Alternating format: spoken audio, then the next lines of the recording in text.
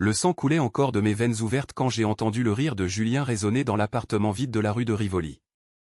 J'avais avalé les pilules pour en finir, trahi par l'homme que j'aimais, accusé à tort d'avoir volé les secrets de son cabinet d'avocat, mais ce n'était pas la fin, oh non, c'était le début d'un cauchemar éternel. Et puis, le monde s'est effacé en un tourbillon noir, pour me cracher brutalement en arrière, dans mon corps de 28 ans, le matin du jour où tout avait basculé, avec le goût amer du café tiède sur la langue et le soleil de Paris filtrant à travers les rideaux de soie. Je me suis redressé d'un bond dans le lit king size de notre loft haussmannien, le cœur battant comme un tambour de guerre. C'était impossible. Hier ou plus tôt, dans cette villa où j'étais morte, les poignets lacérés dans la salle de bain en marbre, pendant que Julien paradait à la télévision, me dépeignant comme une ambitieuse cupide qui avait saboté sa carrière naissante. Mais aujourd'hui, ou plutôt ce matin-là, j'étais vivante, entière, et les cicatrices invisibles de la trahison pulsaient encore sous ma peau. J'ai regardé mes mains, pas une marque, pas une trace de sang séché. Seulement les ongles manucurés en rouge sang que j'avais fait la veille, pour fêter notre promotion mutuelle au sein du prestigieux cabinet Lefebvre et Associés. Paris s'éveillait dehors, indifférente à mon retour des enfers. Les klaxons des taxis, l'odeur de croissants chauds montant de la boulangerie en bas, le murmure distant de la Seine, tout était là, inchangé, comme si le destin avait décidé de me donner une seconde chance pour corriger l'irréparable. Mais corriger quoi? Julien, mon fiancé, mon amant, mon bourreau. Il m'avait aimé, ou du moins c'est ce que je croyais, jusqu'à ce qu'il découvre ou invente que j'avais accès à ses dossiers confidentiels sur les clients influents, des politiciens corrompus, des magnats de la finance impliqués dans des scandales d'évasion fiscale. En réalité, c'était lui qui m'avait piégé, qui avait effacé les traces de ses propres malversations et m'avait désigné comme la coupable. Une ascension fulgurante au barreau parisien, et moi, Élise Moreau, jeune avocate prometteuse, jetée en pâture aux médias pour couvrir ses crimes. J'ai enfilé mon tailleur pantalon gris perle, celui que Julien adorait parce qu'il moulait mes courbes à la française, comme il disait avec ce sourire carnassier. Mais aujourd'hui, ce sourire allait être mon arme. Je descendis les escaliers en spirale, saluant d'un signe de tête Madame Leclerc, la concierge au ragot aussi aiguisé que ses ciseaux à ongles. « Bonjour, mademoiselle Moreau. Votre amoureux est déjà parti pour le bureau? Il est si dévoué. » Dévoué. Le mot me fit grincer des dents. Oui, dévoué à me détruire. Le métro ligne 1 m'emporta vers les Champs-Élysées, où le cabinet trônait dans un immeuble haussmannien restauré, façade ornée de frontons sculptés évoquant la gloire impériale. À l'intérieur, l'air embaumait le cuir des fauteuils et le parfum boisé des cigares que fumait le senior partner, Monsieur Lefebvre lui-même. Julien était déjà là, penché sur son ordinateur, ses cheveux châtains en bataille, cette mèche rebelle qu'il savait si charmeuse. Il leva les yeux, et son regard bleu marine, ce regard qui m'avait fait chavirer lors de notre rencontre au bal de la faculté de droit, se posa sur moi avec une tendresse feinte. « Élise, ma chérie. Tu as l'air différente ce matin. Plus radieuse que jamais. » Il se leva pour m'embrasser, ses lèvres effleurant les miennes avec cette possessivité qui, dans ma vie précédente, m'avait fait fondre. Maintenant, c'était du poison. Je souris, un sourire que j'avais répété dans le miroir, doux, mais avec une pointe d'acier. Différente? Peut-être que c'est l'excitation de notre grande affaire. Les dossiers sur les frères Duval, ces promoteurs immobiliers véreux. J'ai passé la nuit à les relire. Mensonge. Dans cette vie, je n'avais rien lu. Mais je savais déjà tout, les pots de vin versés aux urbanistes de la mairie de Paris, les appartements de luxe construits sur des terrains pollués, les familles expropriées sans indemnité. Et Julien, oh, Julien, il était au cœur de tout ça, en train de négocier un arrangement discret pour que le cabinet touche une commission juteuse. Il pâlit imperceptiblement, mais se reprit vite. Ah, oui. Ne t'en mêle pas trop, Élise. C'est sensible. Laisse-moi m'en occuper. Sensible. Le mot-clé pour recouvert par mes mensonges. Nous entrâmes dans la salle de réunion, où l'équipe, une brochette d'avocats ambitieux en costume sur mesure, nous attendait. Monsieur Lefebvre, avec sa cravate Hermès et son accent du sud-ouest roulant comme un vin rouge, présidait. Mesdames, messieurs, aujourd'hui nous scellons l'alliance avec les Duval. Julien, exposez le plan. Julien se lança dans son laïus, charismatique, intouchable, citant des articles du Code civil comme des vers de Racine. Je l'écoutais, mais mon esprit bouillonnait. Dans ma vie passée, c'est ce même plan qui m'avait perdu, j'avais découvert les irrégularités, confronté Julien en privé, et il m'avait retourné contre moi, falsifiant des emails pour me faire passer pour l'instigateur. Les Duval, reconnaissants, avaient payé pour étouffer l'affaire, et moi, licencié, diffamé, j'avais sombré dans la dépression jusqu'à l'acte fatal. Aujourd'hui, je n'attendrai pas. Pendant que Julien parlait, je glissais discrètement mon téléphone sous la table, activant l'enregistreur vocal. Chaque mot, chaque insinuation sur les arrangements amiables avec les autorités, capturés pour l'éternité numérique. Puis, quand vint mon tour de commenter, je pris la parole d'une voix suave, presque chantante. Excellente stratégie, Julien. Mais n'oublions pas les risques éthiques. Les Duval ont déjà été épinglés par le monde pour corruption. Si nous ne déclarons pas tout, cela pourrait nous coûter cher. Un silence de mort tomba. Lefebvre haussa un sourcil. Julien me fusilla du regard. Élise, ce n'est pas le moment pour tes idéaux. Idéaux. Le mot me fit rire intérieurement. Dans cette vie, mes idéaux étaient morts avec moi. Ce qui restait était une soif de vengeance pure, aiguisée comme une lame de guillotine. La réunion s'acheva dans une tension palpable. Julien m'attira dans son bureau, fermant la porte avec un claquement sec. « Qu'est-ce qui t'arrive, bon sang ? Tu veux saboter tout ça ?» Ses mains agrippèrent mes épaules, et pour la première fois, je vis la peur dans ses yeux, la vraie, pas la feinte. Je posai ma main sur la sienne, doucement, comme pour le rassurer. « Rien, mon amour. Juste. Une intuition. Et si on dînait ce soir au Fouquet's ? Pour fêter ça. » Il hocha la tête, méfiant, mais flatté. Parfait. Le piège se refermait. Le soir venu, sous les lumières tamisées du Fouquet's, avec la vue sur l'Arc de Triomphe scintillant comme un joyau maudit, je commandai un chablis sec et observai Julien. Il parlait de notre avenir, mariage à l'église Saint-Sulpice, enfant dans un appartement du Marais, une vie de bourgeois parisien. Mais je voyais au-delà, les nuits où il rentrait tard, prétendant des audiences, en réalité négociant avec des ombres dans les bars louches de Pigalle. Les secrets qu'il me cachait, comme cette liaison avec Sophie, l'assistante aux lèvres pulpeuses, qui dans ma vie précédente avait témoigné contre moi au tribunal. À nous, dis-je en levant mon verre, mes yeux plongeant dans les siens. À la vérité qui nous unit. Il but, inconscient du venin dans mes mots. Pendant le dessert, une tarte tatin fondante, je laissai tomber la bombe, j'ai entendu dire que les Duval préparent un audit interne. Mieux vaut être prudent. Il se figea, la fourchette en l'air. Où as-tu entendu ça ? Je haussai les épaules, feignant l'innocence. Des ragots au cabinet. Tu sais comment c'est, Paris est une petite ville. Ce n'était pas des ragots. C'était moi, qui, dans le métro du matin, avait envoyé un email anonyme à un journaliste de Mediapart, avec un extrait audio de la réunion juste assez pour semer le doute, sans me compromettre. La nuit, dans notre lit, il me posséda avec une urgence nouvelle, comme si mon corps était un territoire à reconquérir. Je le laissai faire, calculant chaque gémissement, chaque caresse, pour le lier plus fort avant la chute. Mais quand il s'endormit, ronflant doucement, je me levai et allai à l'ordinateur. Ces mots de passe, je les connaissais par cœur, de ma vie passée. J'accédais à ces dossiers cachés, les transferts d'argent vers des comptes offshore au Caïmans, les emails codés avec les Duval promettant des cadeaux pour les juges. Je copiais tout sur une clé USB, le cœur battant d'une excitation malsaine. Ce n'était que le début. La vengeance n'est pas un sprint, c'est un marathon de l'âme, et j'avais l'éternité ou du moins, 7 secondes vie pour le faire souffrir. Lentement. Irrémédiablement. Les jours suivants furent un balai de faux-semblants. Au cabinet, les rumeurs enflaient comme une marée montante.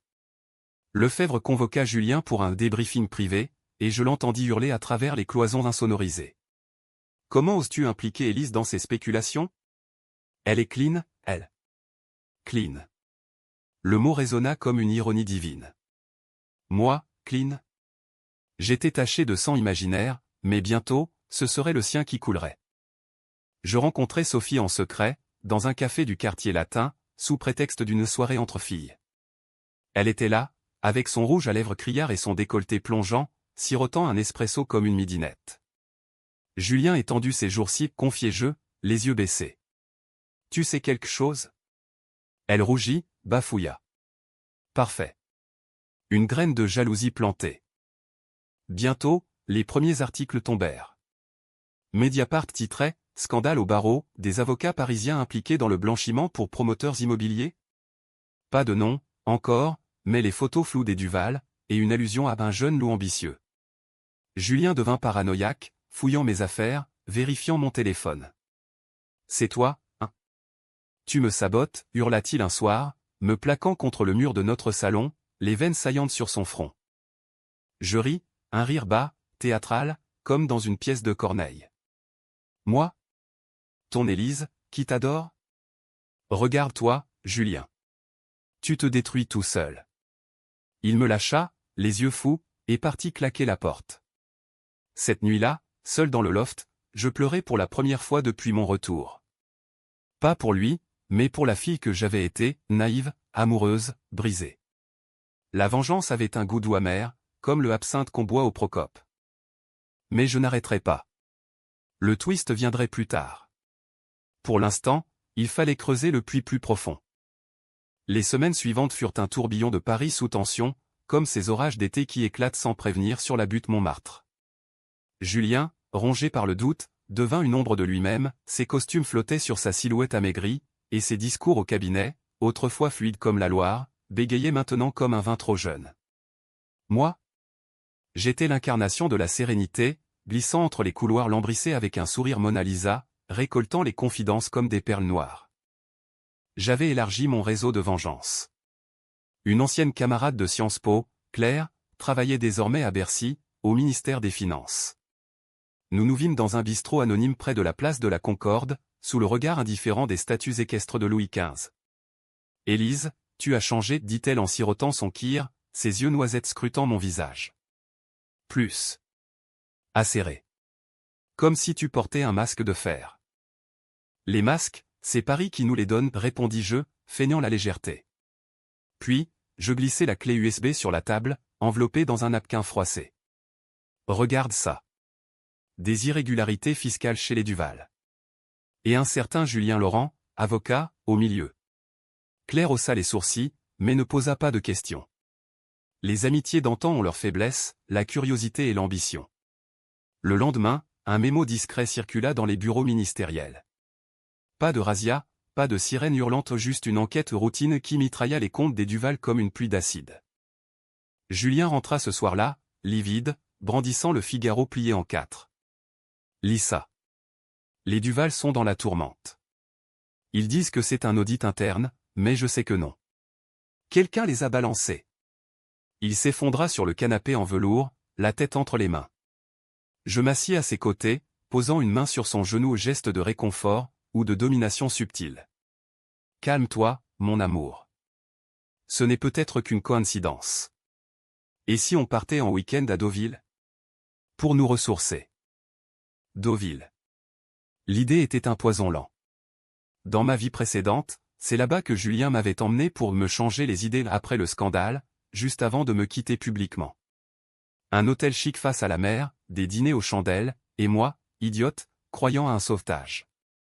En réalité, il y avait scellé notre pacte de destruction, des photos volées de moi, éditées pour sembler ivre et hystérique, publiées anonymement sur les forums d'avocats. Cette fois, j'inversai les rôles. Nous prîmes le train de la SNCF, première classe, avec du champagne qui pétillait comme des mensonges. À l'hôtel Normandie, avec ses fresques normandes et son odeur de sel marin, je commandai une suite avec balcon surplombant les planches. Le premier soir, nous marchâmes sur la plage, le vent fouettant nos écharpes en cachemire. « Je t'aime, Élise » murmura-t-il, serrant ma main. Malgré tout. Malgré tout. Les mots me brûlèrent comme de l'eau forte. Et moi donc, susurrai-je, avant de l'embrasser avec une passion feinte qui le fit chanceler. Mais dans ma tête, le plan se dessinait, j'avais emporté un petit enregistreur dissimulé dans mon sac, et pendant qu'il se douchait, je fouillais sa mallette. Bingo, un dossier papier sur une autre affaire, un détournement de fonds pour un client de la mode, un certain Pierre Laurent ou son propre frère, impliqué dans un réseau de contrefaçon de luxe. Julien protégeait la famille, au prix de son âme. Je photographiais chaque page avec mon téléphone, envoyant les images à un contact anonyme, un hacker freelance que j'avais déniché sur le dark web, via un café Tor dans un cybercafé de Belleville. Fais-les fuiter. doucement. Vers les bonnes oreilles. Le hacker, un gamin au dread nommé Nico, répondit par un emoji clin d'œil. Paris regorge de ces ombres digitales, prêtes à vendre leur silence pour un virement en bitcoin. Le lendemain matin, alors que Julien dormait encore, ivre de fatigue et de vin blanc, je sortis seul. Deauville au petit jour est un fantôme, les casinos fermés, les goélands criards, la mer grise comme l'humeur d'un exilé. Je m'assis sur un banc, appelant Sophie. Viens me rejoindre. J'ai besoin de toi. Elle débarqua 1 heure plus tard, en tailleur-crayon et escarpin louboutin qui s'enfonçait dans le sable. Qu'est-ce que tu veux, Élise? Julien m'a dit que tu étais bizarre. Bizarre? Peut-être. Mais écoute, il te trompe. Avec moi, bien sûr, mais aussi avec d'autres. Regarde. Je lui montrai une photo truquée au Julien, photoshopée dans les bras d'une mannequin anonyme, datée d'hier. Sophie blêmit, les larmes coulant sur ses joues poudrées. Salaud, siffla-t-elle. Je vais tout lui dire. Non, pensai-je. Tu vas faire mieux. Attends. Aide-moi à le piéger. Pour qu'il paie vraiment. Elle hésita, mais la jalousie est une drogue puissante. Nous rentrâmes ensemble, prétextant une promenade entre copines. Julien nous trouva riant dans le lobby, et son sourire forcé masquait mal la suspicion. Ce soir-là, au dîner, Omar Thermidor et vu sur les vagues, Sophie accidentellement renversa du vin sur son pantalon. Pendant qu'il allait se changer, elle glissa dans sa poche une note, rendez-vous minuit, casino. Pour en finir. Minuit. Je savais qu'il irait, curieux et parano. Et moi, j'attendrais dans l'ombre, avec mon téléphone en mode vidéo. Le casino de Deauville est un temple du vice, lustre en cristal, roulettes qui tournoient comme des destinées brisées, et des croupiers impassibles comme des juges de la cour de cassation. Julien arriva, échevelé, et trouva Sophie au bar, un cocktail à la main. « Qu'est-ce que c'est que ça » grogna-t-il. « Finissons-en, Julien. Élise sait tout. Et moi aussi, je suis lasse d'être ta seconde. » Mensonge ourdi ensemble, mais il y crut. La dispute éclata, cris étouffés, accusations volantes. « Tu es une pute ambitieuse » lui lança-t-il. Elle riposta, « Et toi, un voleur ?» Juste assez fort pour que les micros de mon téléphone captent tout, depuis ma cachette derrière un pilier de marbre. Le lendemain, dans le train de retour, Julien était un zombie. Sophie a démissionné. Elle dit que je l'ai harcelé. Je feignis la surprise, posant ma tête sur son épaule. Mon pauvre chéri. Les gens sont si jaloux de nous. Mais intérieurement, je jubilais. La machine était lancée, les fuites vers les médias, les murmures au cabinet, les Duval qui se distançaient comme des rats fuyant le Titanic. De retour à Paris, l'orage éclata vraiment. Lefebvre convoqua une réunion d'urgence dans la salle du Conseil, avec ses portraits d'ancêtres austères nous toisant depuis les murs. Monsieur Laurent, nous avons des problèmes. Le ministère fouine. Et ses articles. Il pointe vers vous. Julien balbutia des dénégations, mais ses yeux cherchèrent les miens implorants.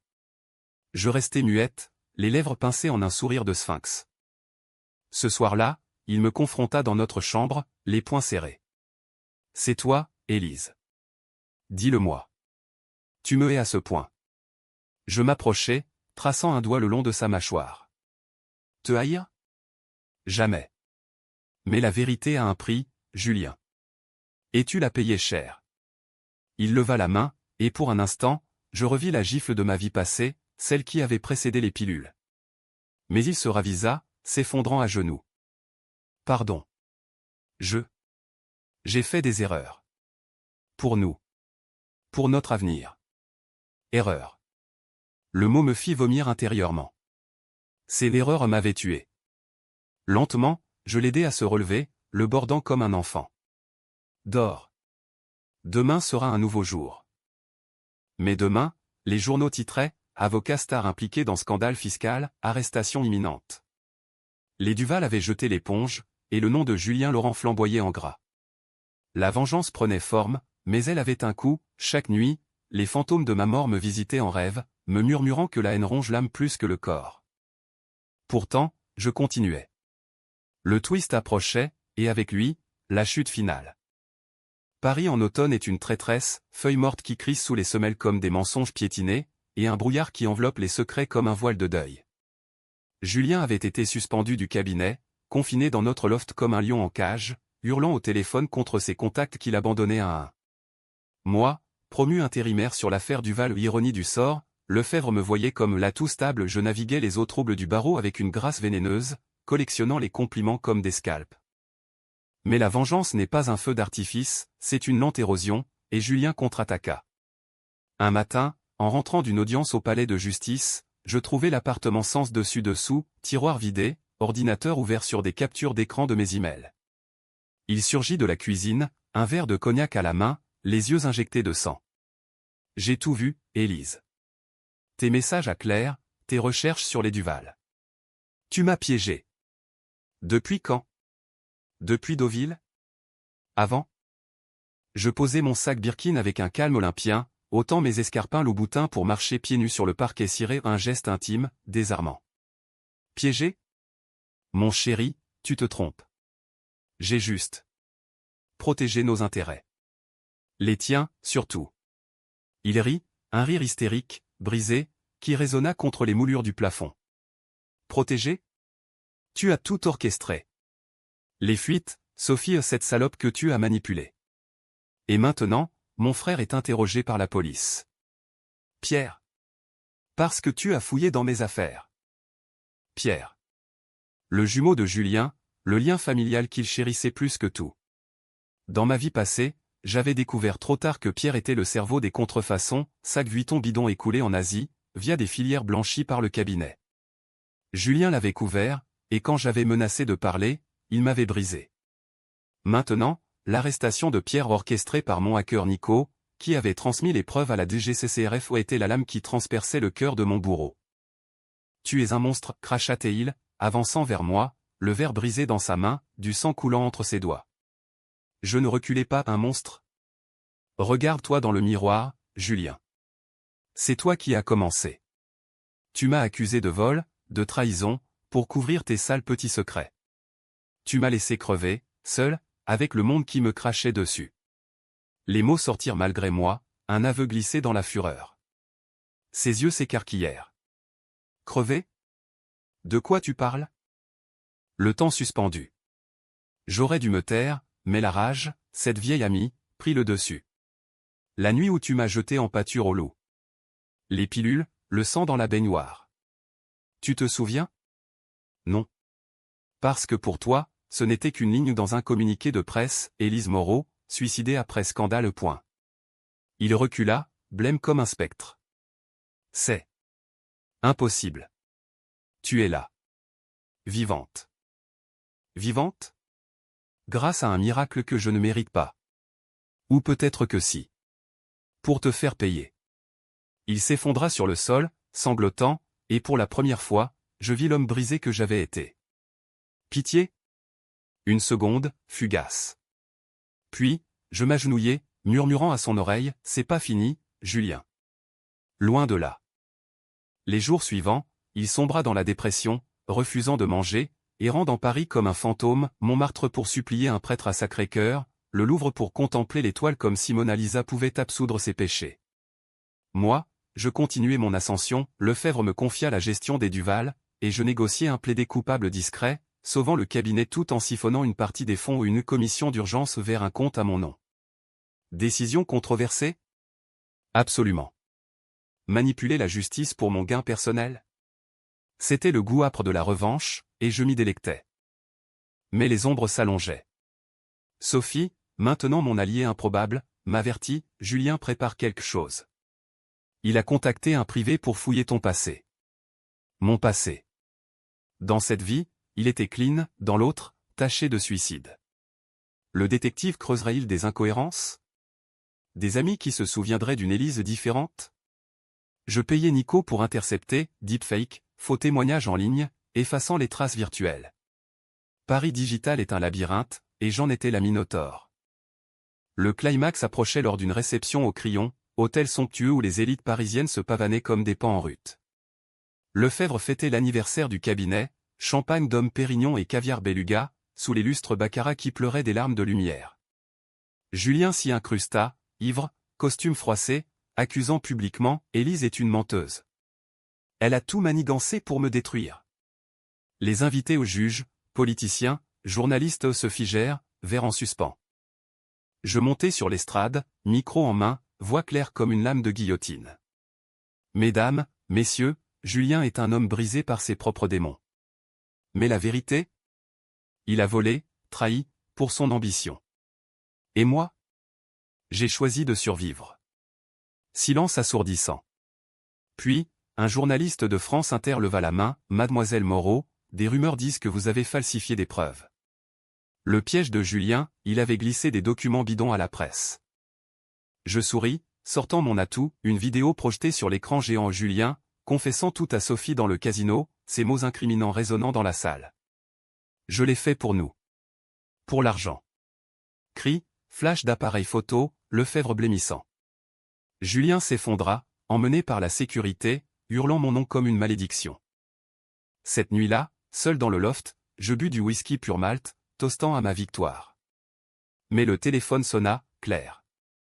Élise, attention. Les Duval savent pour toi. Ils ont engagé des types louches. Et Pierre. Il jure de te faire payer pour son frère. La vengeance avait des ricochets. Et moi, j'étais au centre de la tempête. Pourtant, je ne regrettais rien. Ou presque. La décision controversée suivante? Accepter l'offre des Duval, un pot de vin pour clore l'enquête. 500 000 euros, versés en cash dans un parking souterrain de la Bastille. Geste immoral? Oui. Nécessaire? Pour aller au bout. L'hiver s'abattit sur Paris comme une sentence, neige sale sur les boulevards, et un froid qui s'infiltrait dans les os comme le remords.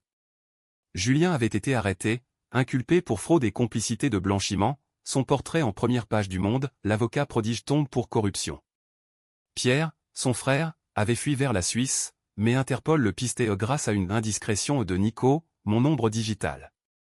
Moi? J'étais intouchable, promu partenaire junior au cabinet, avec un bureau vitré surplombant les Tuileries, et des invitations à souper chez l'ambassadeur. Mais la victoire avait un arrière-goût de cendre. Les nuits, je revivais ma mort, le rasor glissant sur la peau, le sang se mêlant à l'eau parfumée au jasmin, le rire spectral de Julien.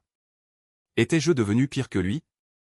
Cette question me rongeait, pendant que je signais des chèques pour des œuvres caritatives hypocrisie ou rédemption. Paris, ville des Lumières, pardonne tout aux ambitieux, tant qu'ils paient leurs dettes au diable en privé. Les Duval contre-attaquèrent sournoisement. Un soir, sortant d'une audience au tribunal de commerce, deux hommes en trench-coat m'abordèrent près de la scène. Mademoiselle Moreau, un mot? L'un, tatoué sous le col, l'autre avec un accent marseillais rauque. Les frères Duval vous saluent. Ils disent que vous avez ruiné leur empire. On peut arranger ça. Pour 200 000 euros de plus. Extorsion. Décision controversée, payée. Où les balancer? Je souris, sortant mon téléphone. Appelez-les. Dites-leur que j'ai une meilleure offre, leur tête sur un plateau. Ils rirent, mais je cliquai sur envoyer une alerte à la police, avec localisation GPS. Sirène hurlante 10 minutes plus tard, et les truands menottés sous le Pont-Neuf. Les Duval, furieux, engagèrent un avocat rival, Maître Duval lui-même, un cousin vengeur. Le procès s'annonçait, moi contre l'empire immobilier, avec Julien comme témoin clé aussi il acceptait de parler. Visite au parloir de la santé, cette forteresse grise où les rêves pourrissent. Julien, en combinaison orange, cheveux rasés, me fixa à travers la vitre plexi. Pourquoi, Élise? Je t'aimais. Vraiment. Mensonge. Ou vérité tordue? Tu m'as tué, Julien. 2 fois. Il pâlit. 2 fois? Explique. Je racontais tout, la mort, le retour, la rage. Il pleura, un homme brisé. Aide-moi. Témoigne contre les Duval, et je te jure, je dirai la vérité sur nous. Twist naissant, il mentait encore. J'enregistrais la conversation illégale, immorale, mais vengeance oblige. Au procès, au palais de justice bondé de caméras, je produisis la bande, Julien confessant ses crimes, impliquant les Duval jusqu'au cou. Chaos, avocat hurlant, juge frappant du marteau, et moi, au centre, sereine comme Athéna. Mais le vrai twist frappa comme la foudre, pendant l'audience, un email anonyme sur mon téléphone. De Nico, Élise, tes traces digitales. Quelqu'un fouille ton passé. Hôpital Sainte-Anne, 2023. Tentative de suicide d'une Élise Moreau. Mais tu n'y étais pas. Panique. Dans cette vie, non. Mais le détective avait croisé les timelines? Impossible. Ou si? Était-ce un glitch du destin, une faille dans ma réincarnation? Les Duval s'effondrèrent, condamnés à 10 ans, leurs biens saisis. Julien, réduit à 5 ans avec sursis pour collaboration. Pierre extradé, pleurant misère. Moi? Acquitté, acclamé comme une justicière. Faite au cabaret le Lido, avec champagne et plumes, mais mon rire sonnait faux. La nuit, seul, je fouillais, Sainte-Anne, archives. Une Élise Moreau était bien internée, puis suicidée. Mais pas moi. Une jumelle? Non. Le destin jouait-il double jeu? La vengeance achevée, le vide s'installa. Décision finale, controversée, détruire les preuves restantes, effacer Nico, recommencer à zéro. Mais le fantôme de Julien murmura, tu es comme moi, maintenant. Le printemps revint à Paris, insolent, avec ses cerisiers en fleurs le long de la Seine et ses terrasses bondées de rires forcés. J'avais tout, le cabinet à mes pieds, un appartement plus grand dans le 7e arrondissement, près des Invalides, et une nouvelle silhouette dans les magazines Élise Moreau, l'avocate qui a terrassé les titans. Mais la victoire était un mirage, chaque miroir reflétait une étrangère aux yeux hantés, une femme qui avait vendu son âme pour un plat de cendres. Le twist final surgit un soir de mai, lors d'un gala à l'Opéra Garnier, sous les dorures et les lustres de cristal qui pleuraient des étoiles factices. J'y allais seul, en robe Dior rouge sang, cheveux relevés en chignon sévère, escorté par des investisseurs qui me courtisaient comme une relique. Et là, au milieu de la foule en smoking et paillettes, je le vis, Julien. Libéré pour bonne conduite, amaigri mais droit, costume impeccable, un verre de Bordeaux à la main. Nos regards se croisèrent, et le monde s'arrêta aux valses de Tchaïkovski en fond, masque de carnaval sur les visages. Il s'approcha, serein, presque souriant. Élise. Tu es magnifique. Je serrai mon éventail, os de baleine contre ma paume moite. Julien. La prison t'a embelli? Ironie acérée, mais il ne mordit pas, elle m'a guéri. J'ai eu le temps de réfléchir. À nous. À ce que tu as fait. La foule tourbillonnait autour, indifférente, mais je sentis le piège. Ce que j'ai fait? Sauver Paris des corrompus. Toi y compris. Il secoua la tête, sortant une enveloppe de sa poche. Lis ça. Plus tard. Il s'éloigna, avalé par la marée humaine, me laissant avec un nœud au ventre. Chez moi, tard dans la nuit, j'ouvris l'enveloppe, des documents médicaux. Sainte-Anne, 2023. Une Élise Moreau, née le même jour que moi, morte la même nuit. Ma jumelle.